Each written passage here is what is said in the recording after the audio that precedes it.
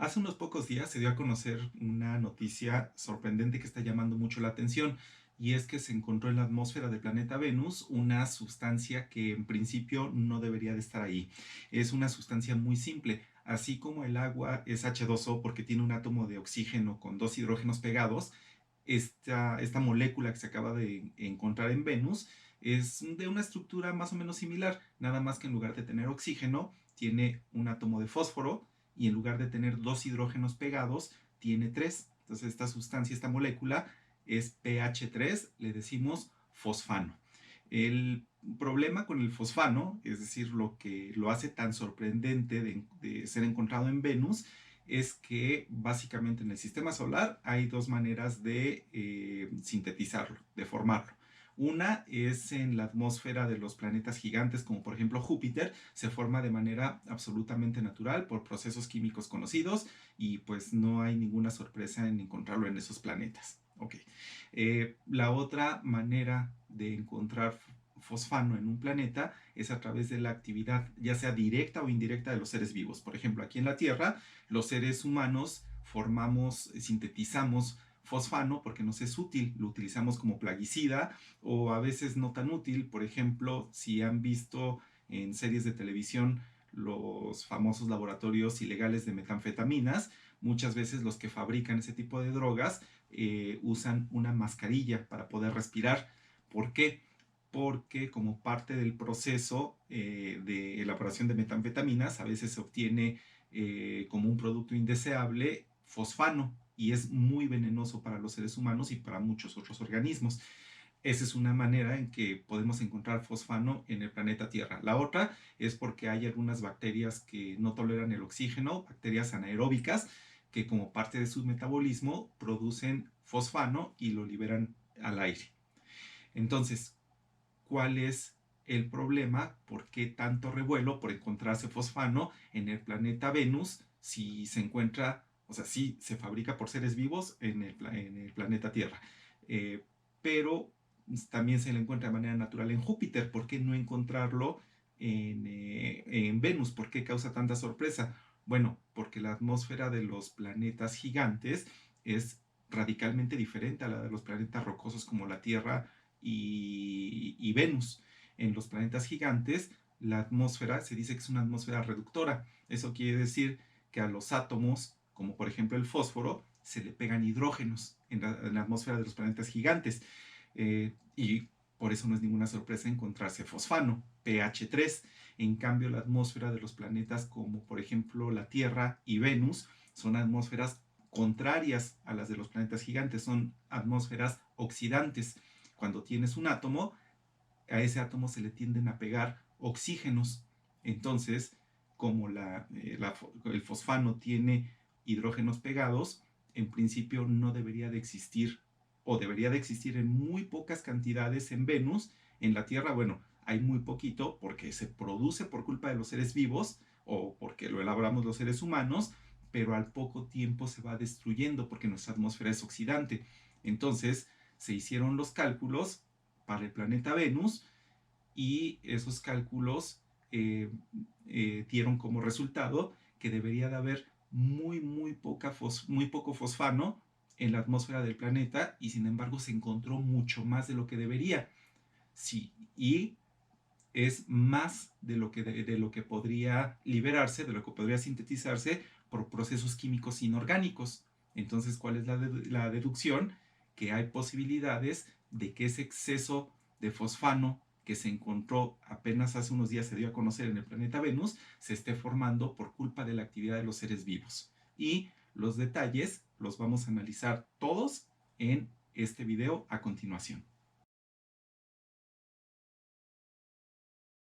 A muchos les sorprenderá saber que durante un buen tiempo, hasta los años 60 del siglo XX, se consideró que Venus podría ser un planeta adecuado para la vida. Esto es porque el planeta está rodeado de una capa permanente muy espesa de nubes. Entonces, pues una posible explicación era que Venus podría tener una gran cantidad de agua, un clima muy cálido. Entonces parte de esa agua se evaporaba y por eso siempre había nubes que estaban cubriendo el planeta. Entonces, pues una visión aproximada de Venus de ese entonces, siendo cálido y con tanta agua, como existía nada más después se demostró en la imaginación de las personas, podría haber sido semejante a como nosotros conceptualizamos aproximadamente la Tierra durante el periodo Jurásico, toda cubierta de selvas, con animales enormes, exóticos, e incluso se llegó a imaginar, eso era muy común, que podrían existir civilizaciones en Venus. Entonces las historias de ciencia ficción de antes de los años 60, cuando se ubicaban en el planeta Venus, eh, trataban sobre astronautas terrestres que iban al planeta y se encontraban con estos animales exóticos y con estas civilizaciones. Pero cuando en los años 60 se mandaron las primeras naves de exploración al planeta, se encontraron condiciones totalmente incompatibles con la vida. Por ejemplo, se encontró que la temperatura en la superficie era casi de 500 grados centígrados, de hecho es de casi 500 grados centígrados, la presión atmosférica es enorme, casi de 100 veces la que tenemos en el planeta Tierra. Es una presión muy similar a la que encontraríamos a 1 kilómetro de profundidad en el mar, y además la atmósfera de Venus, esa atmósfera que es muy gruesa, muy pesada, es 96% dióxido de carbono, y el dióxido de carbono es una molécula muy, muy poderosa de efecto invernadero. Eso quiere decir que el dióxido de carbono deja pasar la luz del sol, pero la energía de esa luz ya no la deja salir, y entonces el planeta se empieza a calentar muchísimo. Para darnos una idea, aquí en la Tierra estamos teniendo un problema, estamos generando los seres humanos un problema enorme porque estamos liberando mucho dióxido de carbono a la atmósfera, pero nuestra atmósfera no es ni siquiera 0.1% dióxido de carbono. En Venus es 96%. Entonces, pues ese efecto invernadero fue calentando muchísimo el planeta hasta alcanzar casi los 500 grados centígrados. Pero ahora aquí viene otro descubrimiento inesperado. O sea, durante un buen tiempo se creyó que Venus era adecuado para la vida, con una vida muy exótica. A partir de los años 60 se vio que no era así. Pues bueno, aproximadamente desde el año 2010 se hicieron otra serie de descubrimientos que tienen que ver con que en el pasado distante, y estos son descubrimientos bastante sólidos, se descubrió que en el pasado distante Venus muy, muy probablemente sí tuvo muchísima agua y estuvo cubierto de grandes océanos.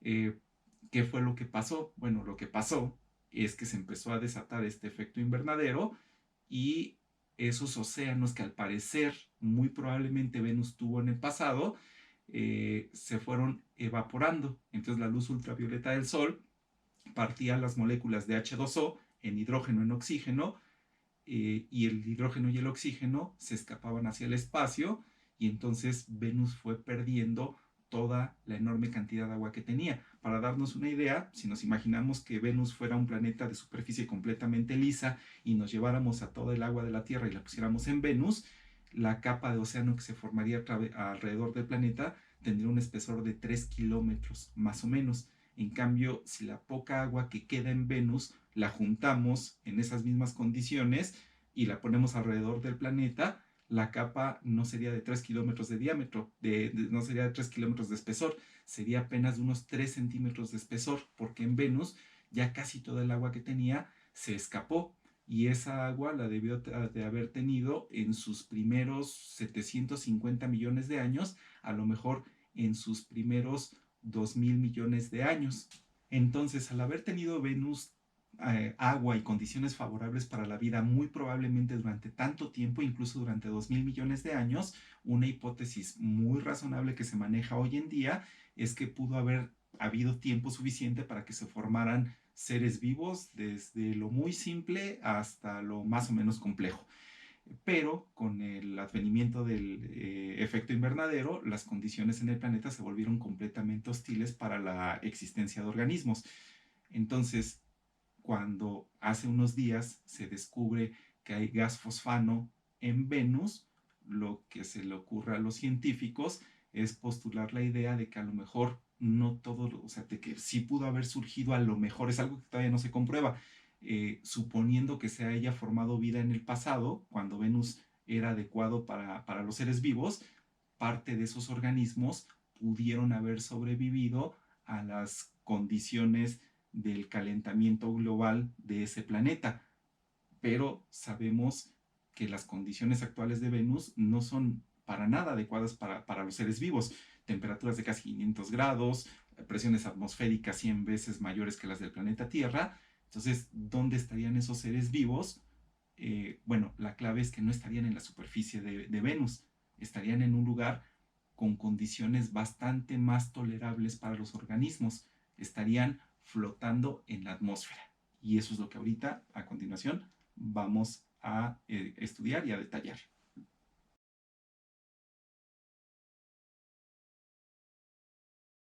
Cuando decimos que estos posibles seres vivos en Venus estarían sobreviviendo en la atmósfera, hay que aclarar que no nos referimos a cualquier parte de la atmósfera. Específicamente sería en la capa de nubes del planeta, que comienza aproximadamente a los 47 kilómetros de altura y termina como a los 65 kilómetros de altura.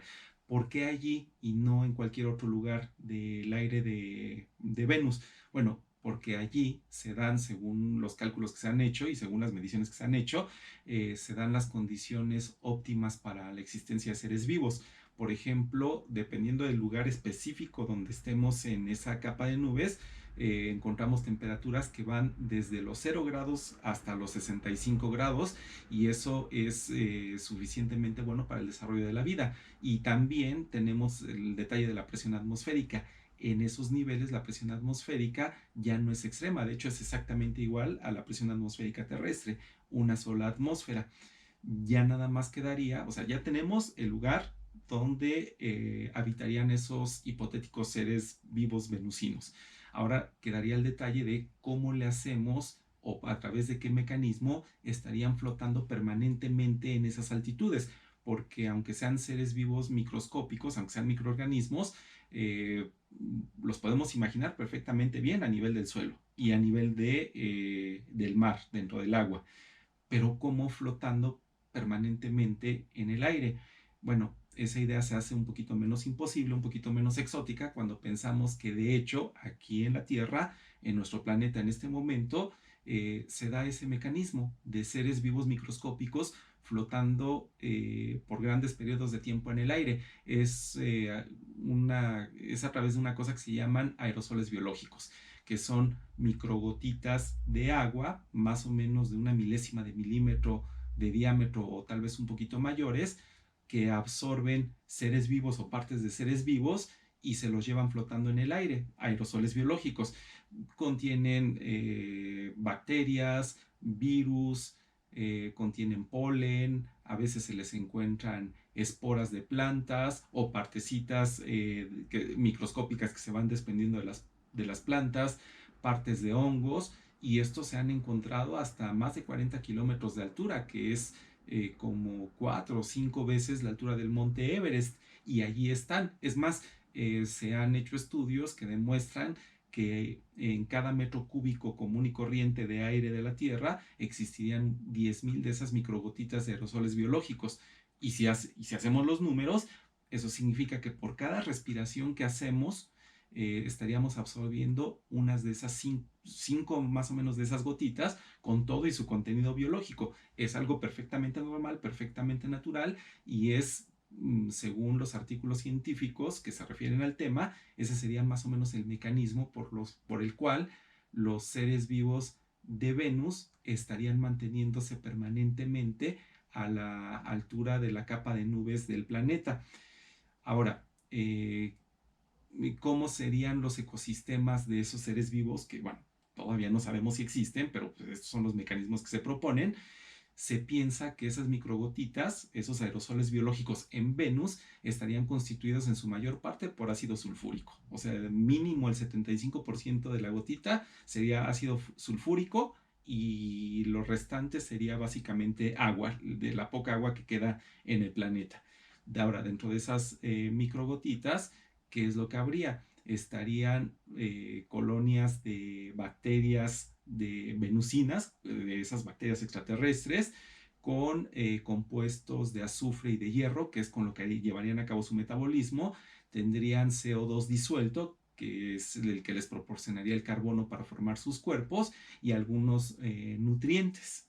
Entonces, esa sería la manera en que se propone que los seres vivos, que esos hipotéticos todavía que no sabemos si existen seres vivos de Venus, estarían sobreviviendo en el planeta. Se alejarían del suelo, se alejarían de las partes más hostiles para su existencia, y a través de esos aerosoles biológicos estarían ubicados permanentemente en esa capa de nubes, en microgotitas que representarían verdaderos ecosistemas, y sobreviviendo, haciendo probablemente algún tipo de fotosíntesis y nutriéndose de los compuestos que se encuentran flotando también en ese medio ambiente.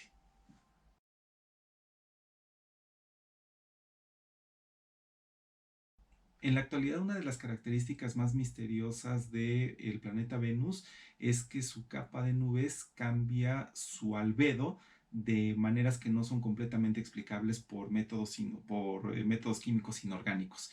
¿Qué es el albedo? El albedo es la capacidad de un material de reflejar la luz del sol hacia el espacio. Por ejemplo, los materiales claros, los materiales blancos como las nubes o la nieve tienen un albedo alto. Eso significa que así como reciben la luz del sol, la mayor parte de su energía la reflejan de regreso. En cambio, los materiales oscuros tienen albedos bajos, que quiere decir que cuando reciben la luz del sol tienden a absorber su energía y reflejan de regreso muy poca de esa luz, muy poca de esa energía. Entonces, ¿qué es lo que se observa en el planeta Venus? Se observa que las nubes donde en principio tendrían que existir estos microorganismos, estos seres vivos extraterrestres, esa zona de nubes cambia su albedo de manera repentina, más o menos repentina, y, eh, y lo cambia de manera que, repito, no es completamente explicable por métodos abióticos, por métodos inorgánicos. Eh, Hay un ejemplo al que se recurre para ilustrar esos cambios aquí en la Tierra, es con los florecimientos explosivos de algas en el mar.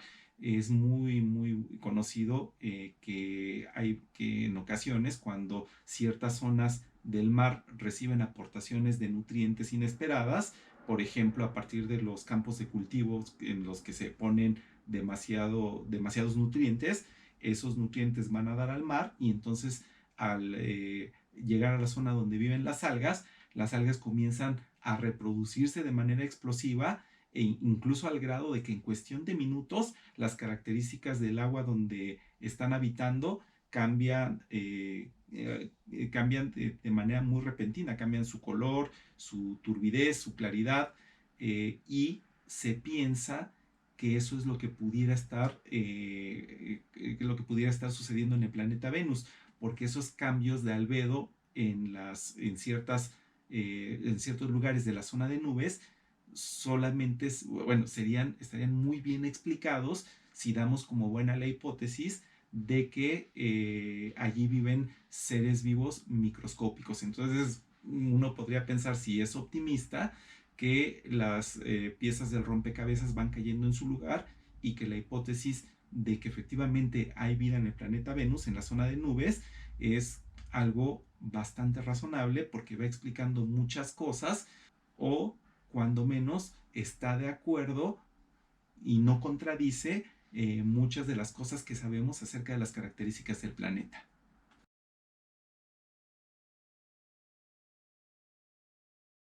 Recapitulemos, ¿qué tiene que ver el fosfano o la fosfina, como también se le dice, en todo este debate? Bueno, el hallazgo del fosfano, que se anunció apenas hace 3 días, que existe en cantidades inusualmente altas en la atmósfera de Venus, fue la gota que derramó el vaso para atraer atención, porque pues en una atmósfera tan oxidante como la de Venus, debería de haber una cierta cantidad de gas fosfano, y sin embargo se encuentra prácticamente lo doble. Esa es la cuestión. Aquí tengo los artículos originales, este es específicamente el artículo original de la revista Nature Astronomy, ya lo leí completito, es muy especializado, pero está muy interesante y en él los autores tratan de explicar por los métodos químicos conocidos, incluso aunque sean muy improbables, calculan la cantidad de fosfano que debería de haber en la atmósfera del planeta Venus y los números nada más no dan. O sea, hicieron mediciones muy confiables, mediciones muy cuidadosas y lo que debería de haber, según sus cálculos, en el planeta Venus son 10 partes por millón de fosfano en la atmósfera y sin embargo hay prácticamente el doble, 20 partes por millón. Y por más que le buscaron tratando de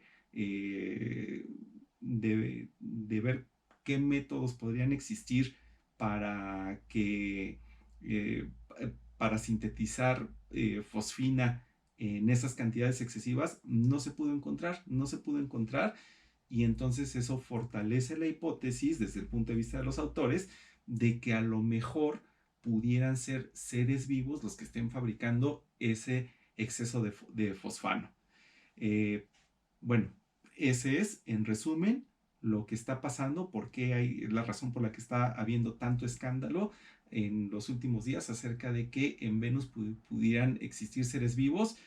No es que se diga nada más porque se encontró el fosfano, sino porque ya venía habiendo muchísimas evidencias de que algo raro estaba pasando en el planeta Venus y este hallazgo del fosfano fue únicamente la gota que derramó el vaso. Ahora, a continuación, yo les voy a dar mi opinión como biólogo de qué es, o sea, estos son, lo que les acabo de presentar son los hechos objetivos. Ahora va la parte de mi opinión, qué es lo que yo pienso que está pasando y qué es lo que yo pienso que va a suceder en el futuro acerca de este tema.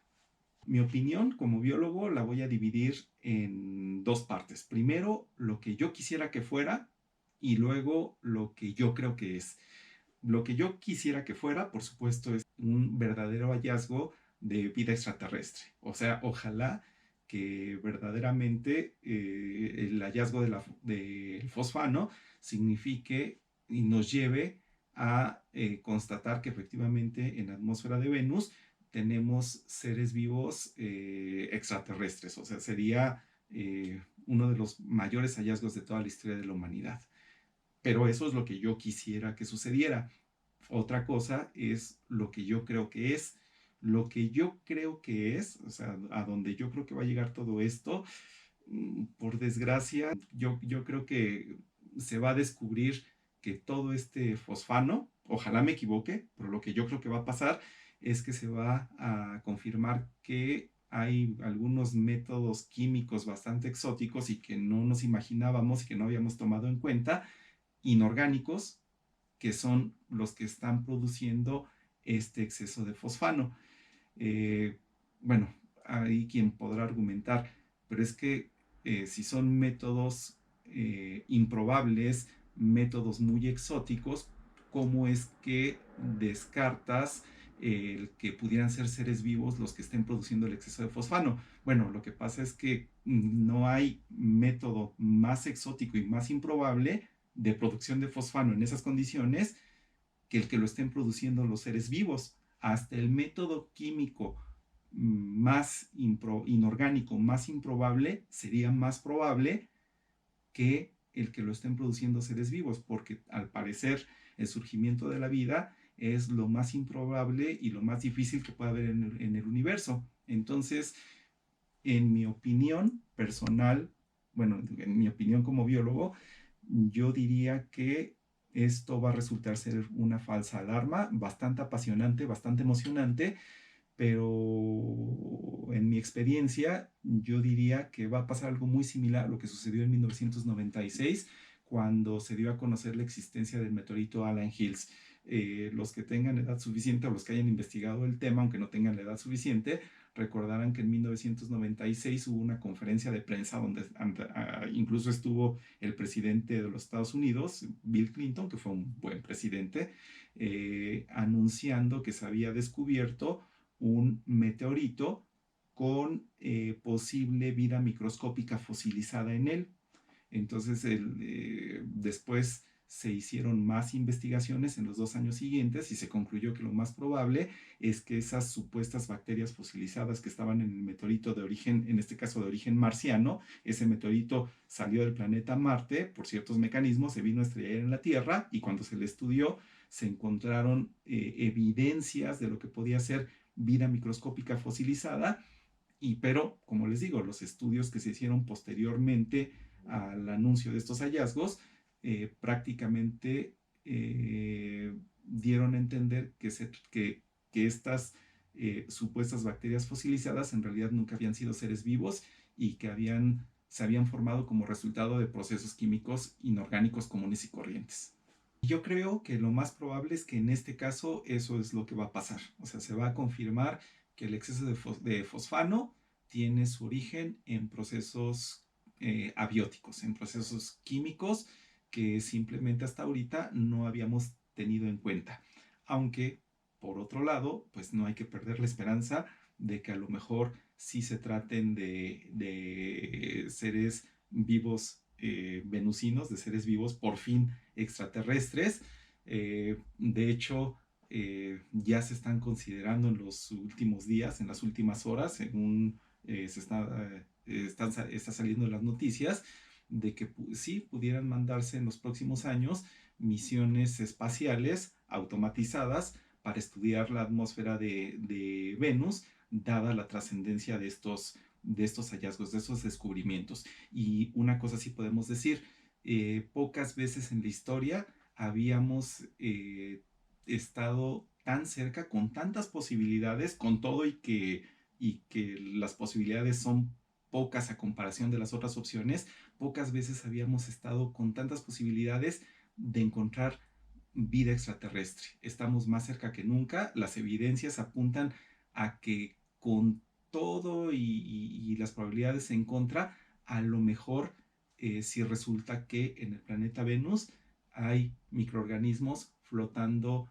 en la atmósfera y eso sería uno de los hallazgos, si no es que el hallazgo más trascendente de toda la historia de la humanidad, el darnos cuenta de que no estamos solos en el universo. Tal vez no se trataría, bueno, seguro no se va a tratar de vida inteligente, pero en el caso de que nos sonría la fortuna y que sí encontremos seres vivos en Venus, se trataría de vida microscópica, pero eso obviamente aumentaría mucho la posibilidad de que haya vida inteligente en el universo y de que finalmente no estemos solos.